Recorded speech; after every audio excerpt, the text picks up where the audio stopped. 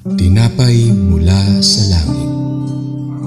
A daily morning devotion with CRC Family.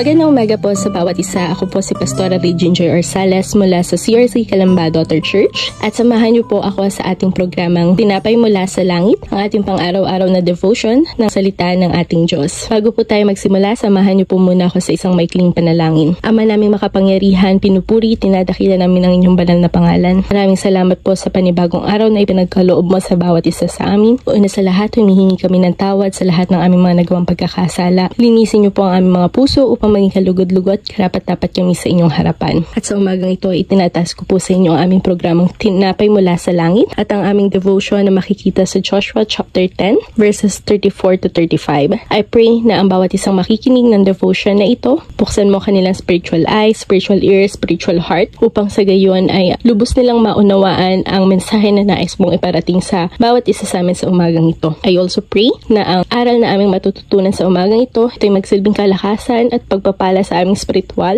at magkaroon ito ng application sa aming pang-araw-araw na buhay. Sa inyo ko na po pinagkakatiwala ang programang ito. Maraming salamat po. In Jesus' name we pray. Amen. Ang ating devotion sa umagang ito ay matatagpuan sa Joshua chapter 10 verses 34 to 35 na pinamagatang The Fall of Canaanite City of Eglon. Basahin po muna natin ang teksto sa umagang ito. Verse 34, Then Joshua and all Israel with him move on from Lachish to Eglon. They took up positions against it and attacked it. They captured it that same day and put it to the sword and totally destroyed everyone in it, just as they had done to Lachish. Sa umaga ito, ang ating pagbubulay-bulayan naman ay kung paano matagumpay na napabagsak ng mga Israelites sa pangunguna ni Joshua ang lungsod ng Eglon. Matapos nilang matalo ang Lachish, agad namang nagmarch ang hukbo ni Joshua patungo sa lungsod ng Eglon.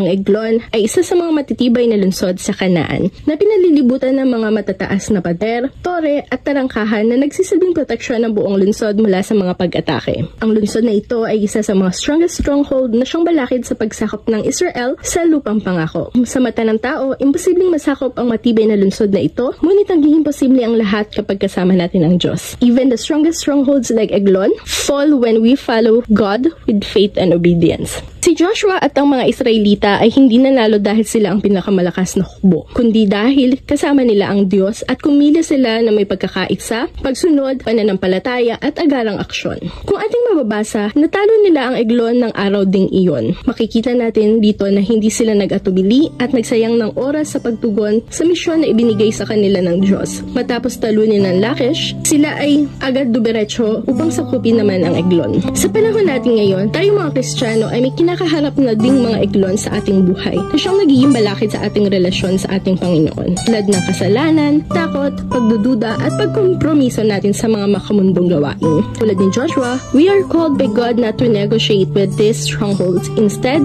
we are called to tear them down completely. Ang tagumpay ay nagmumula lamang sa ating Diyos. Kung kaya't, dapat isurrender na natin lahat ng Eglon na meron tayo sa ating buhay at tayo'y sumunod sa Diyos ng may buong pagtitiwala at pananampalataya. Huwag na natin delay ang ating pagsunod dahil the quicker we obey, the sooner we will experience the victory and breakthroughs that He promised into our life. Bilang pagtatapos, the fall of Eglon reminds us na walang anumang strongholds ang mas makapangyarihan sa ating Diyos at kayang-kaya niya tayong pagtagumpayin if we will obey and trust Him completely.